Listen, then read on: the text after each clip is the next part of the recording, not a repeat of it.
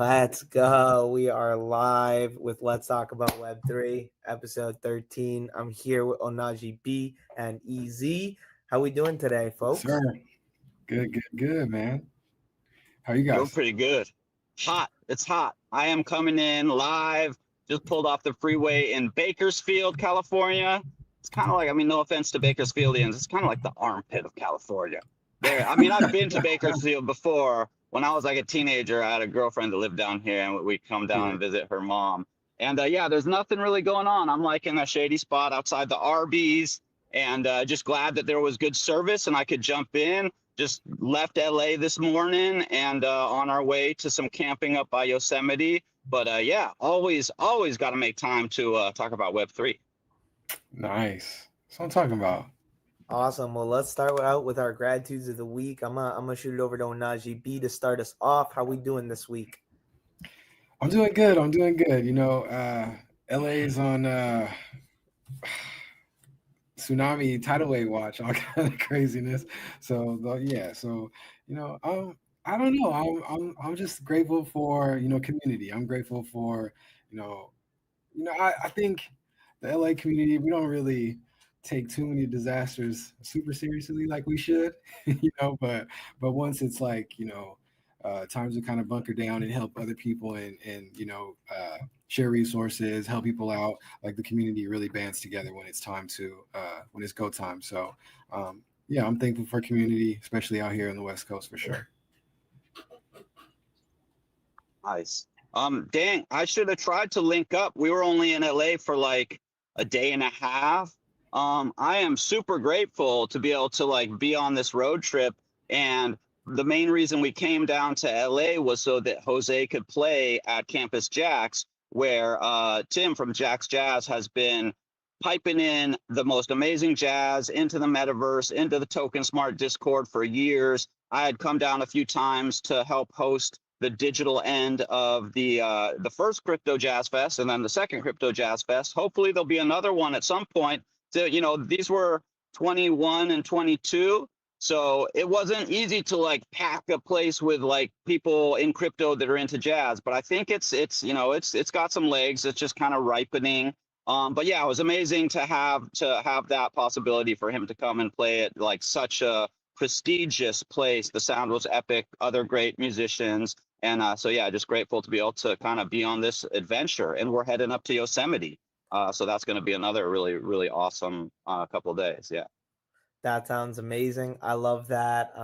This week, I'm grateful to be here with the two of you guys, with everyone that's here in the chat. I see everyone chatting in over on Ohnahji's stream. Thank you all for joining in.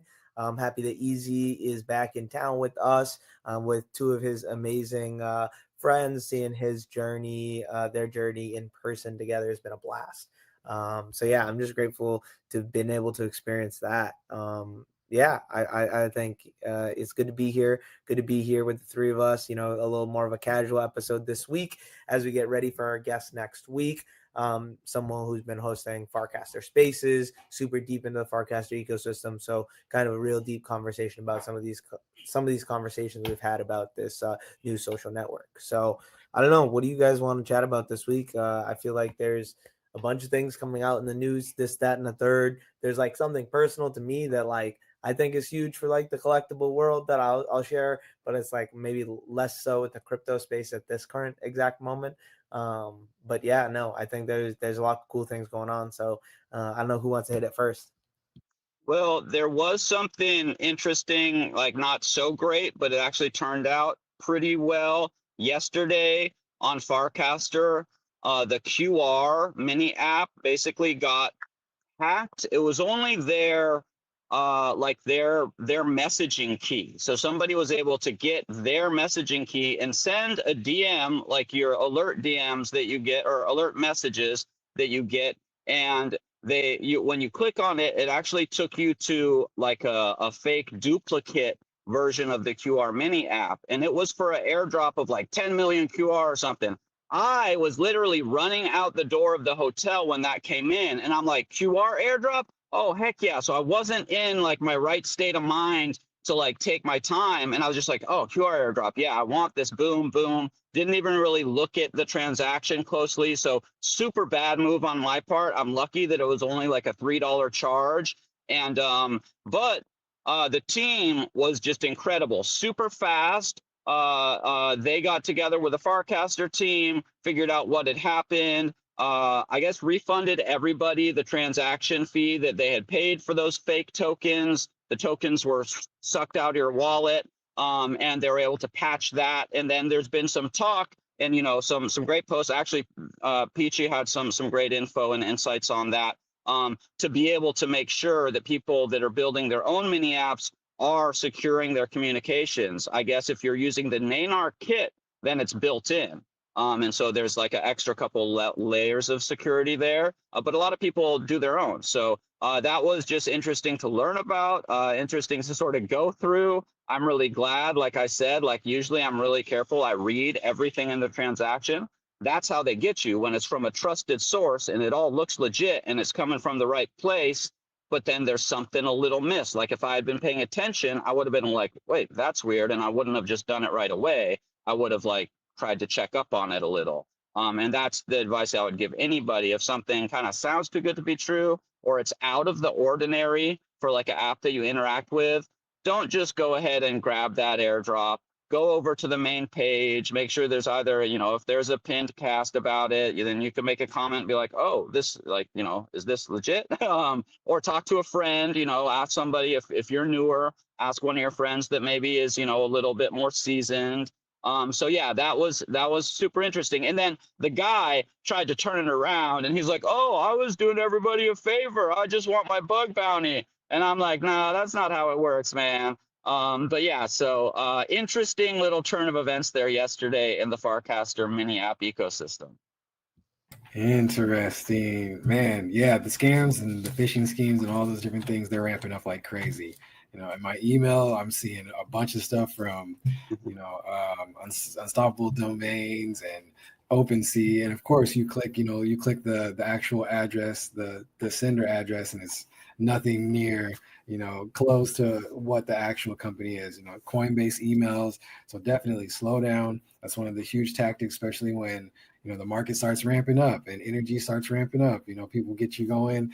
And one of the taxes is just get you going fast. And it's airdrop season. You get in or you're going to miss out. And then, you know, you'll see your whole wallet's wrecked, right? And another warning that I saw today, just like an hour ago, was that there are DMs going around for a fake invite to the base app.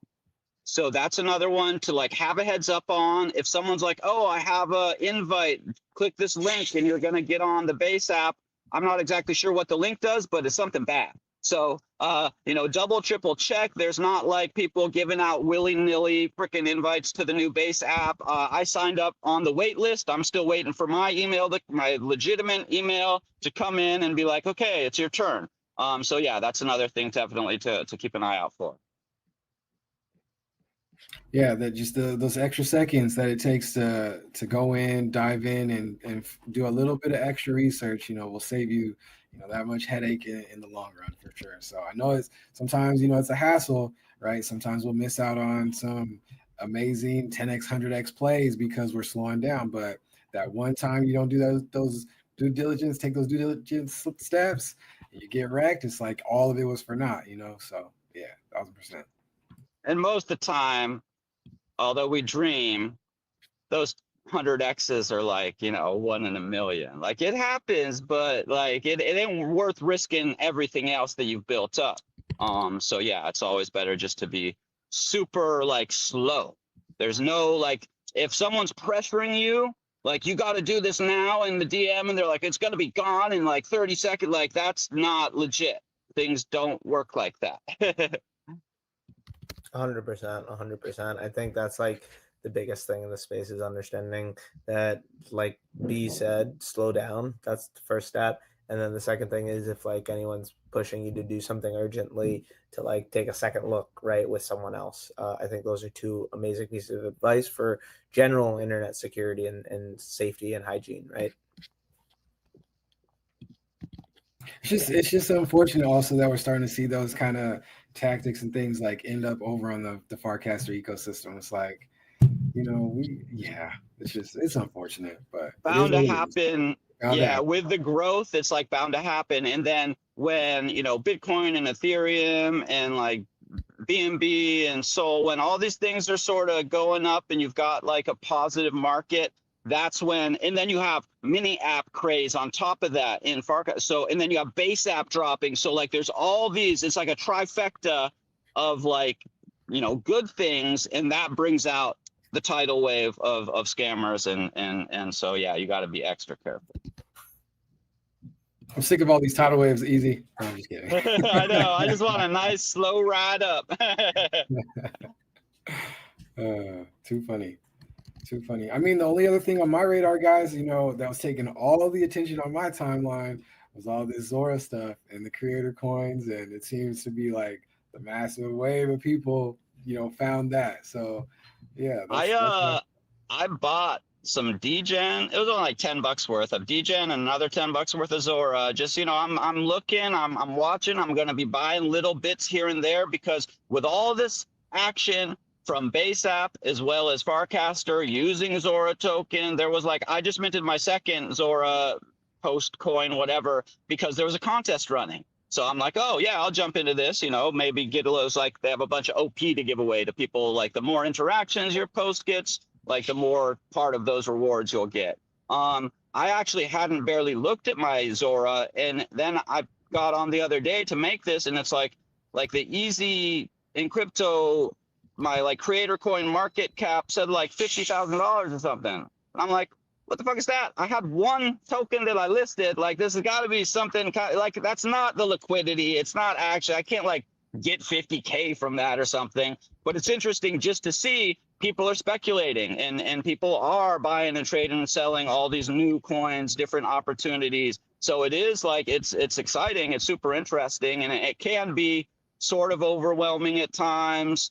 You see numbers like that and you're like, wait, am I worth that? Or like, what is this? And so, yeah, you got to always kind of, I think, take a breath and be like, okay, don't freak out. Just like kind of keep doing what you're doing, keep creating, keep, branching out and meeting people that you can collaborate with or just have a good conversation with. And you slowly, organically grow it without like, falling too far into the hype cycle. That's when you get got. 1,000%. What are you doing over there? Easy. Mine's only at like 18,000. I did one post. It was called Easy Money. It was a nice little token looking thing. Yeah. I don't know. I have no idea. I was shocked when I saw that. I was like, wait, what? That's funny. Yeah, Zora's been definitely the talk of the town in the Wave Wars spaces over the last few days. Mumbo's been going really crazy on the collecting side and been actually pushing a completely different like aspect of this space that in Zuora that I haven't seen in a little bit because I've been around a lot of creators. So it's been like creators complaining about it for one reason or another. But I think consumers actually can really like this because just like Farcaster liking and sending money and tipping through a like, this is very similar to that where when you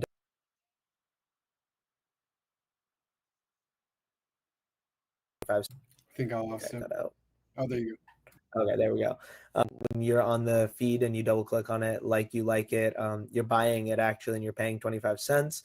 And it's very like set up that way as opposed to Farcaster where you're like opting in. The whole ecosystem for Zuora is like Instagram, but likes or buys. And I think it's cool because then, once you buy, you can comment. The highest person on the coin might be able to have that pinned comment, which is pretty cool as well, that I know we talked about a while ago.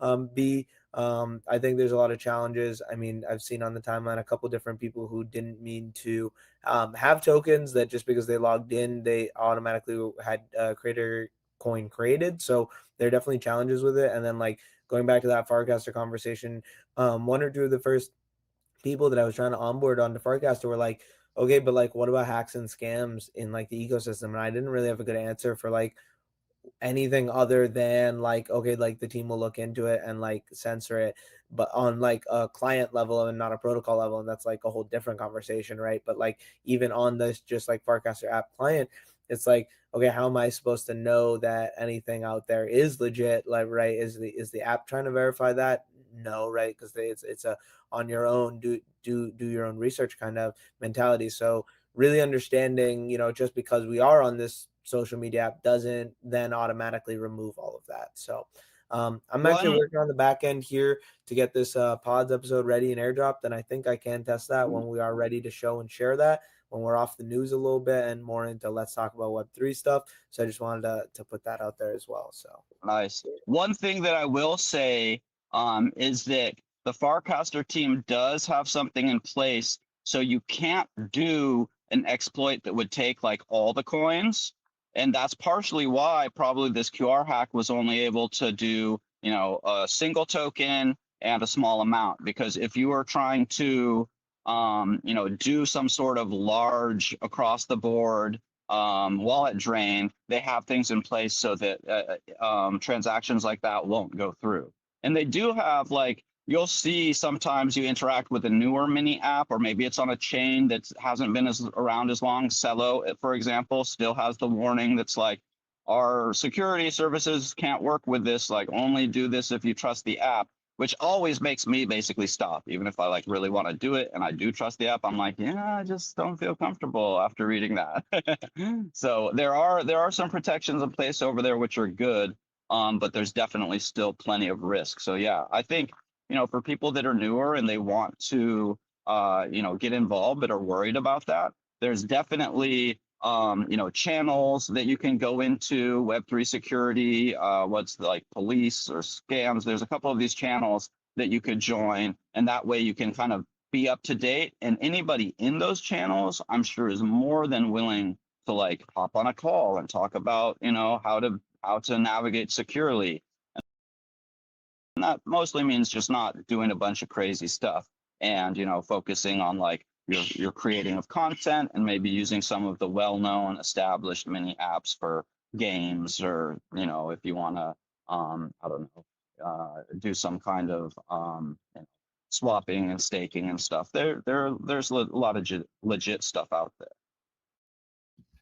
So that's cool to hear that Farcaster has that in place. I didn't know that, but it makes sense, and that's an easy thing to pretty much implement. Like all the wallet drainers and stuff, all the token siphon things out there. All it is you signing a contract that's saying this, I'm giving you the ability to take all of the coins out of this different contract. It's there's no real actual use case for that to be implemented, So yeah, that's a cool thing that Farcaster can just be like, we don't need that. There's no need for that. That's only used for draining people's wallets. That's cool. I didn't know that. So shout out to you, EZ. That's dope. Yeah, that is really interesting. Huh. I like that. That gives me a good answer now to come back to an individual like that, where I can answer at least an answer and a place to learn more. So I love it. I think yeah, is a really interesting conversation. What did you say? So it gives you some peace of mind. Kind of peace of mind that even if you did mess up, it's whatever, if you're spending Sol and you interact with something that is nefarious, maybe they can get your Sol, but they can't get your ETH and your USDC. Yeah, so there's no real legitimate reason to give somebody access to a bunch of coins in one transaction. So yeah, they've been able to basically make a across the board stop for any type of contract that would try and do that. 100%. I think it's cool to see slowly. I found other people I saw on a podcast. Someone today was saying, 3-4 months ago, to onboard someone, a new creator into the space, it was a challenge because of this, that, and the third. And now, onboarding a creator right into the base app on the Farcaster ecosystem can leverage that creator into using all of these tools all in one place. So that, I think, is a huge plus point that we didn't even have 3 months ago, right? That we actually do potentially have a place that, I mean, right now the three of us don't have invite codes to the base app, but in general, right, that is a place where people can be onboarded and see the power of Zuora, base, Farcaster, all of these things all in one in the base app, right? So I think it's going to be a cool place to be able to showcase like the beginning of the Web3 journey for people. And I think that'll really help people get a little bit more of an understanding of like the broader ecosystem and things that connect just naturally in different hierarchies, right? Yeah, it feels really powerful to have a protocol that is used across different social media. I know we've had Lens and other things, but it was a different time in the cycle, less maturity. Like now we're to a place where there could be, you know, right now you can kind of like double up if you're in the base app. Everything is going on to both platforms. They have the tokenized or coined casts over there, or coin posts over there, which anybody, you know, a million people could buy part of that through the coin. And then on Farcaster, you've got the one of one NFT style cast. But there could be some other, you know, there could be another social media platform that's built using the protocol, and they could have a limited edition, and there's only 10 of the posts available. So like, there's a lot of cool, you know, stability, but also like fluidity in having this protocol. It's actually a good idea of just like doing something that's more of a limited time thing. So it's like the first people to the content can get to it, as opposed to like auction most people with the most money. You know, could be a cool thing to implement. So no, I'm excited just like seeing more people develop more of these tools and mini apps and just more places for creators to leverage their skills, right? And I think that is why we're all here, is to help support creators leverage their skills and help build tools to get them there. So I think pods.media, what we're now leveraging for tokenizing our podcast, is a really good form of that. For us three here being content creators right now, we're able to put this podcast up as a token, as we're talking about all these things, and anyone across the world can buy it for $2. And you know, a portion of that goes to pods and a portion of that goes to our wallets right there instantly. So that is something that wasn't able to be even around a year ago. So shout out to pods. Super excited for everything we're going to be able to continue growing over there and keep on cooking up. I'm excited to see how we start to leverage. Let's talk about Web3 in a couple different ways. I would love to bring a workshop into Let's Talk About Web3, so we can put it just the like workshop portion on the website for like a tutorial for the future. So something like that as a portion of the podcast would be really cool. And I think maybe one of those being like creating your first wallet, right? And or even just like onboarding yourself into Farcaster might be a good one, right? Like how joining like from the start, like joining with your X account to make it free, and then like seeing starter packs that are out there showcasing some of these initial tools that you can check out when you're first on the app could be another cool tutorial. And honestly, it might be best for us to bring someone in for that too. So I think some of these like workshop style things could be really cool, especially if we like market and promote towards that, since we'll have a little bit more planning ahead. So now it's starting to move stuff to the Charmverse, getting, you know, caught up on these pods episodes. Now, you know, we got 13 out, and we'll get caught up. Hopefully, I'm gonna just spam them all up this week, and then hopefully that means we can get Peaches out the next day for next week. So that's the goal. That's where we're at for Let's Talk About Web3. I don't know if you guys down for us to showcase some of this tech and share screen? Oh yeah, for sure. You know, something Absolutely. that Before, popped into my yeah, head go when ahead. you're talking about getting the website going is, if that, you know, once that's kind of developed, boom, mini app and Farcaster. Let's talk about Web3 mini app. And then from inside that mini app, you could access this stuff. You could go boom, right in mini app and purchase a pod episode. Like, that's the cool thing about how people are working together. Pods has it set up so that you could use in mini app without having to even leave. You could purchase an episode. You know, of course, that needs to be included into the build, but they have that basically set up. I know a couple of other mini apps. I think Jam Farcaster does that, or they're adding it, and maybe Betterment, or a couple people are using those tools that are available. But yeah, Ohnahji, go. I was gonna say, yeah, it's pretty impressive, like how big this base ecosystem is getting, right? And the base chain, and you had mentioned one of my faves. I was really rocking heavy with Lens Chain and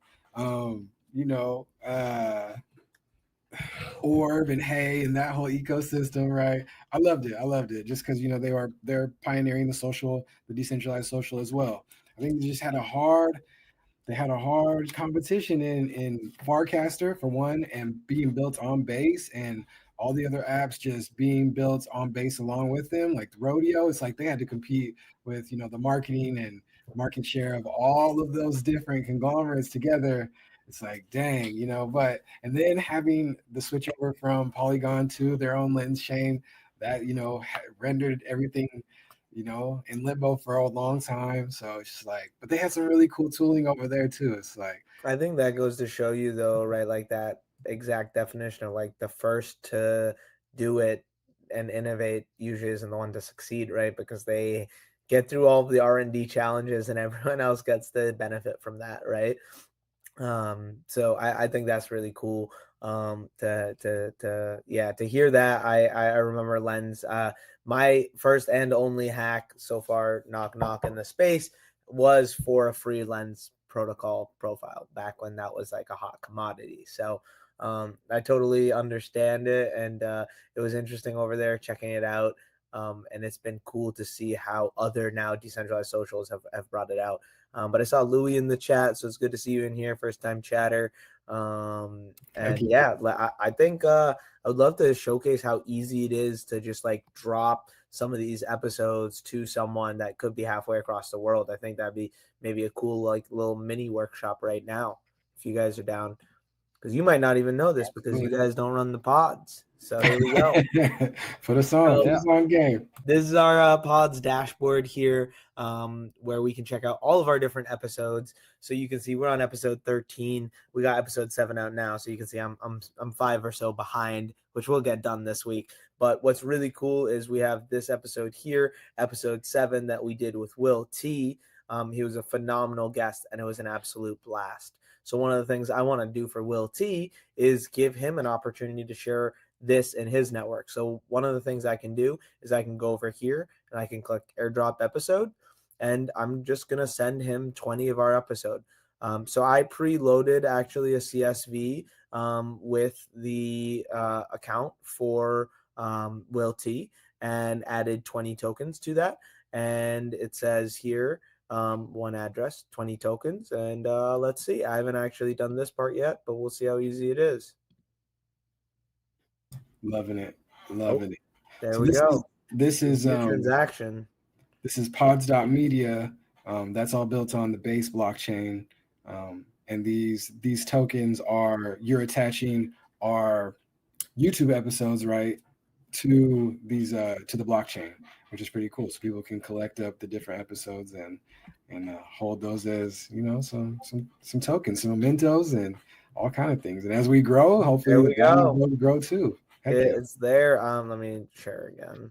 Sorry, wasn't sure. It's super cool to have. So yeah, you can see right there.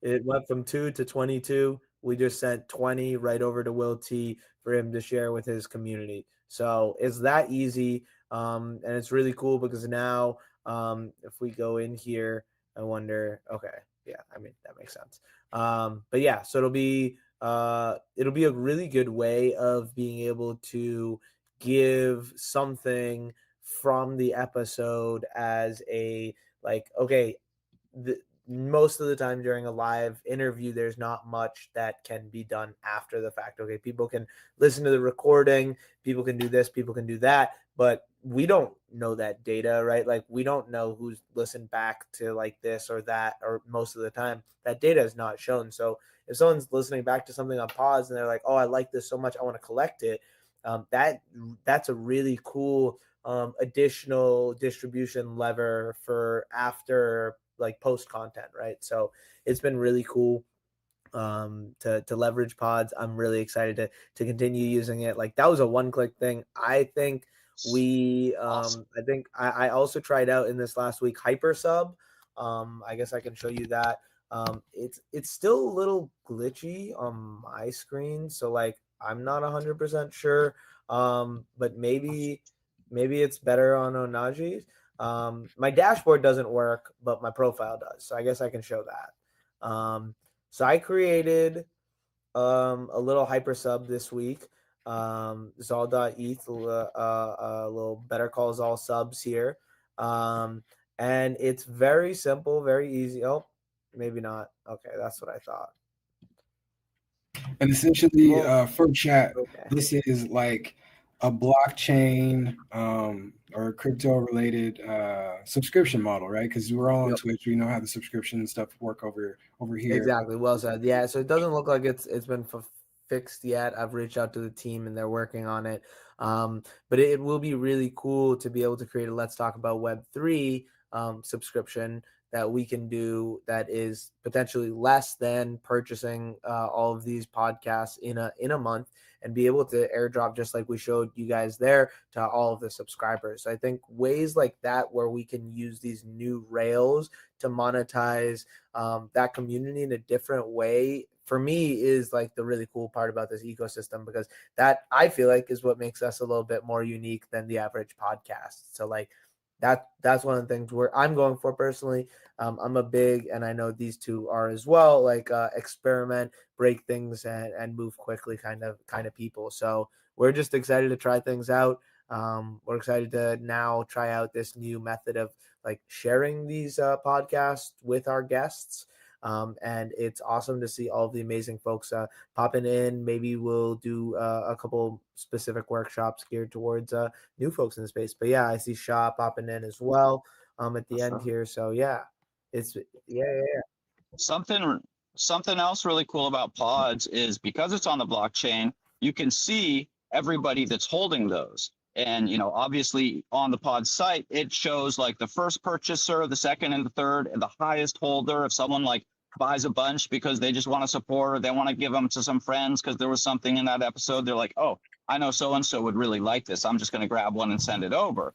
Well, we can then see that, and like I have collected pods before, pretty regularly, and had, like everybody who had collected more than 3 of, I think it was the Mars, the Matthew and Rizzo show, they sent like, an NFT, or you could do a token drop and different things to the people that have been watching and collecting. So it does give you sort of a database of your like, hardcore listeners, which is, it's really dope. So there's a lot of like different things you can do with that versus YouTube. Like maybe it shows you like your peak views and like how many people tuned in, but it's not like so and so was really into this. Like if you're buying the pod, we know like, oh, you really liked this episode, or you missed one and you purchased it because you've liked other episodes. So there's possibilities to connect with those people further or reward them for collecting. So yeah, it's really dope to be getting all this set up.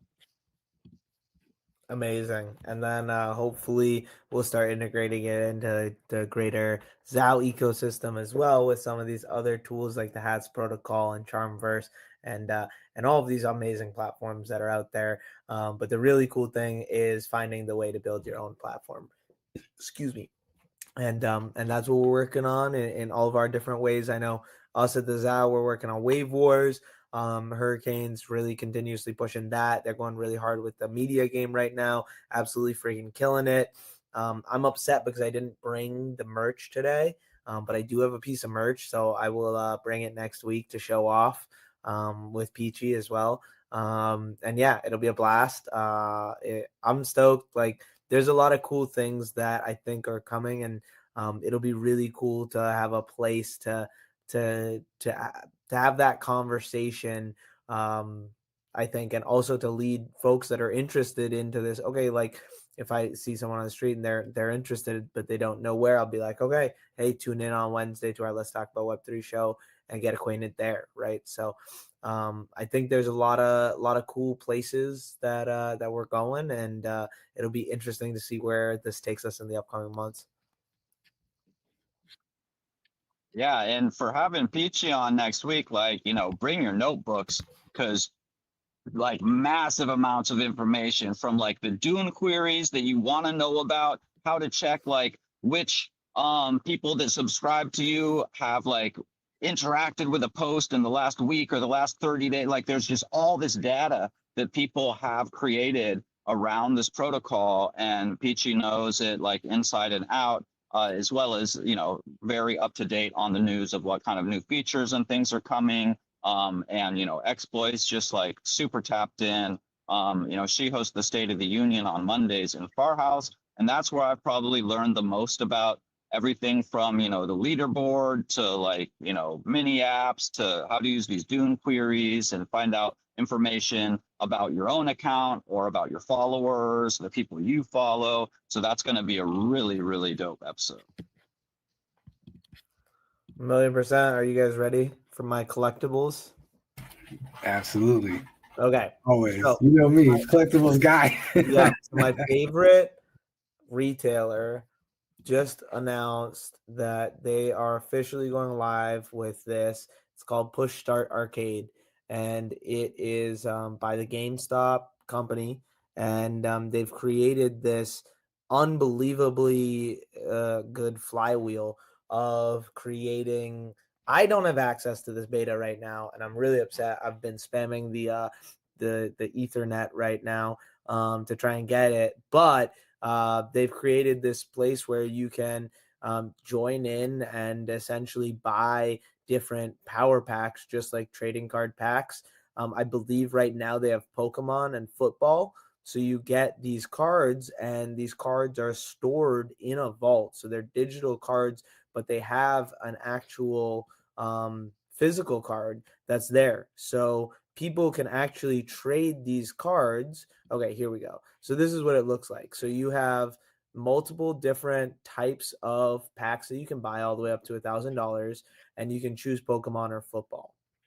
And in that pack, you're guaranteed to get different cards, and you can potentially immediately sell them as well. They take a 10% fee if you immediately sell it back, and I believe if you sell it on secondary after immediately, it's like a 6% fee instead of 10. So you can pull like some of these cards and immediately be able to sell it back. And as a company for them, it's really profitable, and they're able to do all of this because of the fact that these are all digital assets of physical assets. So they can be shared essentially just like a digital asset, but can also be redeemed for a physical asset if that individual wants it. It can also be sold on eBay, but not have to worry about shipping and all of these other like things that come along with like physical in real life hardware of anything. So like to me, this is like a huge level up for collectibles. They're partnering with PSA, so like these can be graded as well. They have like a lot of cool things coming, it seems like, but I don't want to talk about too many things that I'm not 100% sure, even I haven't done enough research into, but this is definitely something that I wanted to mention because it's something that I've been invested in for the last 5+ years. Maybe not 5+ years, 4+ years. And it's definitely like one of the few places that I truly believe that there is good business happening. And mostly because the CEO of this company is taking $0 in compensation.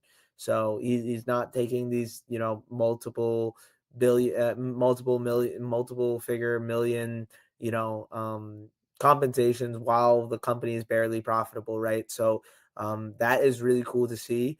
And he's put a lot of his own money into it, and like sees the turnaround in going from a dying brick and mortar store to a digital assets retailer. And it's absolutely insane to see like the growth and everything that's coming. And this is also with $9 billion in cash and Bitcoin. So yeah, that's like it's going to be always my bull case of the week. So like my bull case of the year, my bull case of my life personally.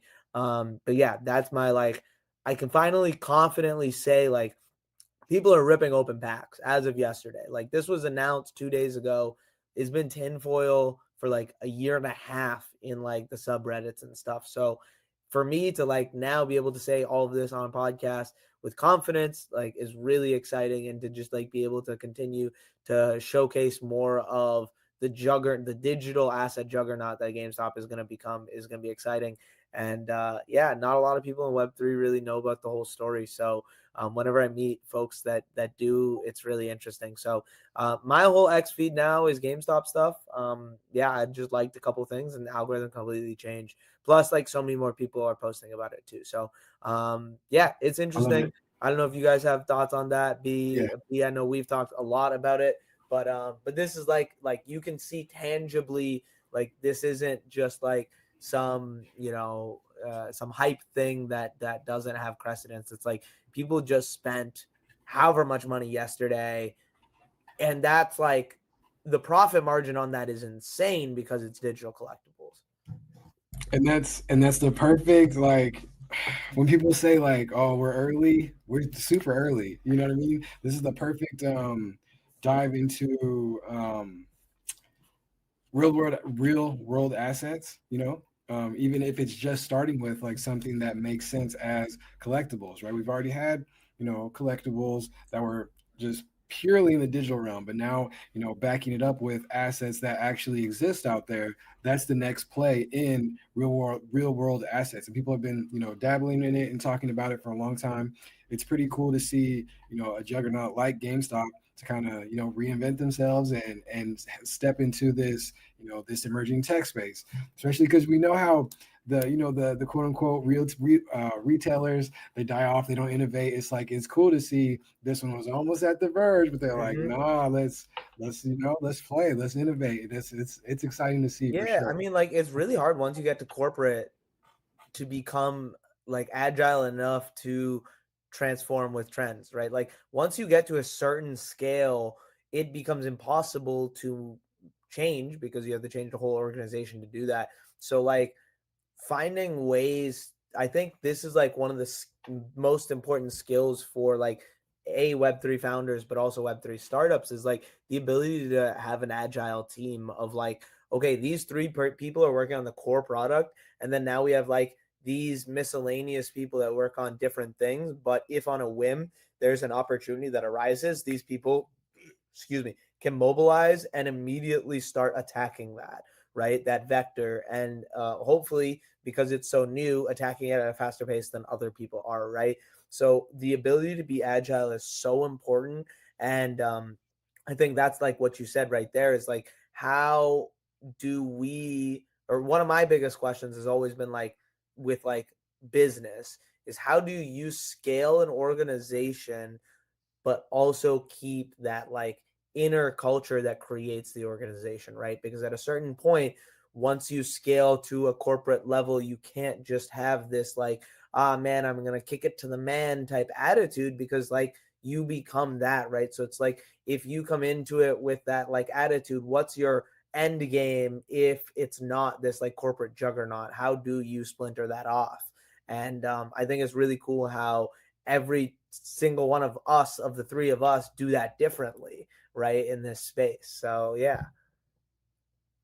I mean, I think that GameStop has an interesting story, and they have learned to kind of like take a hit and keep going and be agile. And I think especially in Web3, you've got to be able to pivot because the markets move so fast. Tools are created, platforms go down. Like, you've got to be really flexible and fluid, and be able to also react to your community quickly and change things up. It's like when you're talking about how like once you scale up, it's hard to change. Like, that's the same thing. I think with DAOs, is once they get really big, how do you hold that core vision from the beginning? So there's interesting kind of overlaps there. That looked sick. That little promo you played, my God, that was dope. The arcade game opening up. Right? Yeah. Like, dude, that had me My already. I'm friend like, sent it to me, I want. and I stopped it because I was like, I want to stream this. And then he was like, yeah, bro, I like tried to get the beta key and I don't even have it. So it's like, what are you waiting? Dang. Like, so I was like, Yeah. damn, like I can't even like do this, right? So I'm like, But yeah, I'm foaming at the mouth right now at this. real world assets, that's going to be a huge thing. And it Yeah. makes a lot of sense to start with trading cards. Those were the OG collectibles. So then, you know, we have a pretty good run now, 5-6 years of digital collectibles on the blockchain. I mean, I wouldn't be surprised if they're using a blockchain on the back end just for their own management, to be able to know, okay, where and what warehouse is this card? Because that's the other dope thing, is that you can buy and sell trade cards without having to like deal with, like you said, the shipping or damage or anything. But the buyer can always then say, okay, I want this on my wall, get it straight, it's fresh, like it hasn't been sent around in trucks and a UPS and a super interesting business model. And I think there could be huge success there. Yeah, there's a market. Yeah, and it's like, Exactly. okay, this is like the perfect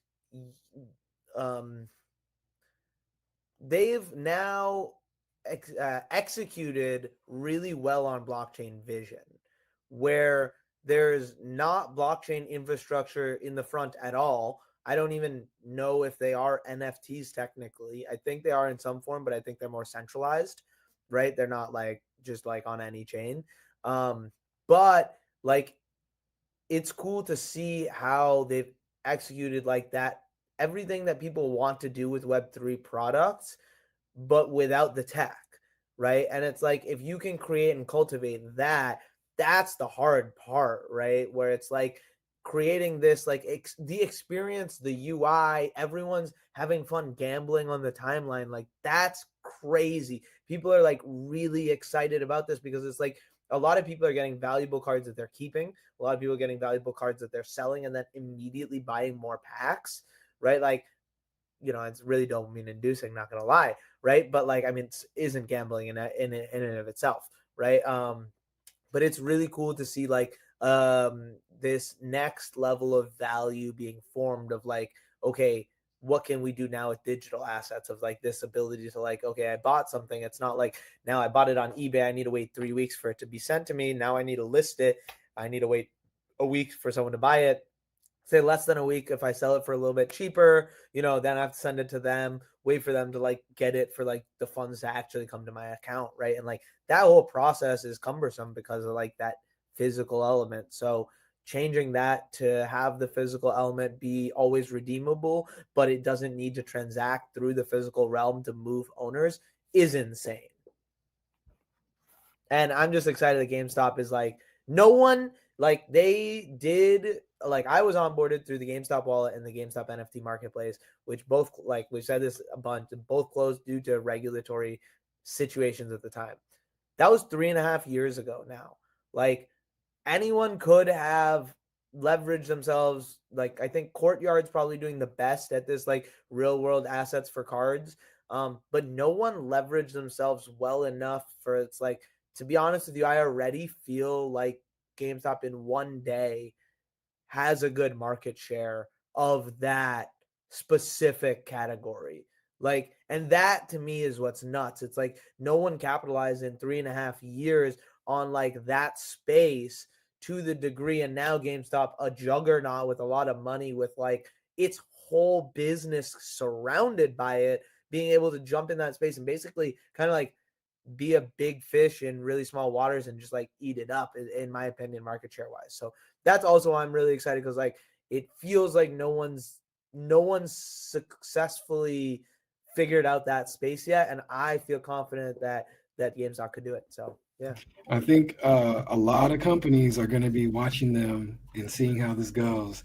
When it comes to like the supply chains and the, just the storing and transferring of goods and things like that. So it's exciting. It's exciting. I think for me, it's like, it goes back to the whole like, dang, what was the, on the flow chain, the basketball cards? What was the Top Shot? Yes, it's like right back to that, but with the physical goods attached, it's like, yeah, it's very cool. I also think Top Shot was a little ahead of its time, right? Like Yeah, if Top Shot came out right now, the stuff that would be around that would be really exciting, because there's other infra infrastructure for that, right? Like, but when it came out, it was an innovative enough idea that there wasn't stuff for it to be interoperable with yet, right? And yeah, it's exciting. Like, we're at a time where like stuff is working like it's supposed to have intended to for the last 10 years. So now it's time to really build. And like the everything is there for anyone to build now. It's like, what are you waiting for? Let's go build. So yeah, with that, I want to leave us off with our last thoughts. I think Easy, do you want to just rock it out first? Yeah, I mean, just to wrap up on that, this could lend a huge amount of credence to the digital collectible marketplaces, as well as the physical. So this is a massive move, and just stoked to see it. We've been talking about this kind of stuff for years and years, even if they're possibly using blockchain on the back end, which I would probably are in some manner, NFTs, and being able to have, it sounds like a really successful launch. So yeah, just really join in from the car today and be with you boys, because it's always a great part of the week to get together and have these discussions. And just thanks to anybody that was out listening and jumping in the chat. And next week is going to be a banger, so watch out for that. Yeah, I like it a lot. I think if we can set ourselves up well next week, I think we might be able to offer folks the ability to get a pods episode just for chatting. So that could be fun too. Maybe we'll do something like that. So for all you folks in there chatting, check out pods.media. Check out that QR code in the top right. I don't know where I am. I don't think I was pointing at it initially. But yeah, we're super excited to just like leverage this tech and play around with it. So we're able to buy our domain just through those pods episodes. So shout out to pods. And yeah, I don't know, B, if you wanted to close this off as well. For sure. I think along those lines, it's like it's cool to see the biggest, juggernauts in the space, like a GameStop, come in and, take advantage of, the technology and things.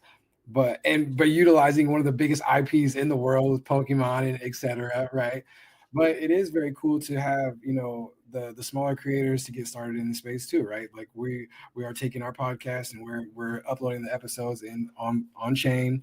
People are collecting them. We're able to take those proceeds of profits and further invest into what we're doing, right?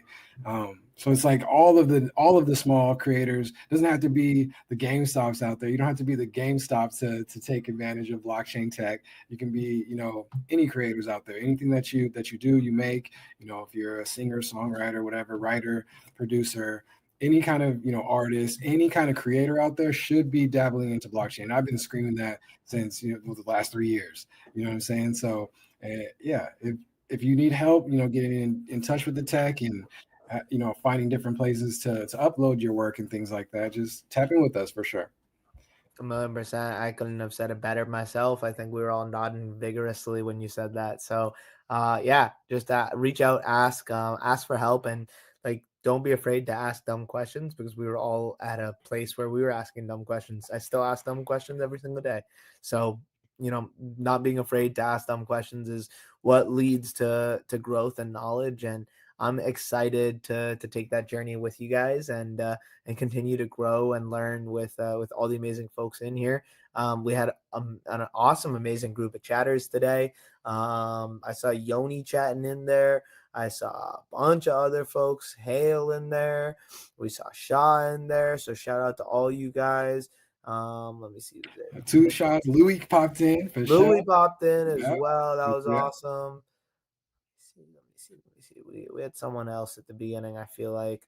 But yeah, shout out to all you guys. Oh yeah, Candy popped in on the BetterCallZaal stream as well. I need to figure out a way to like combine the chats, because there is a way to do it. But I don't know how. So we'll get there. And Young Gray too. Young Gray. First one. We'll get there one day. But for now, I think that's all, folks. Episode 13 in the books. We'll see y'all next week with our guest. Peace. All right, y'all.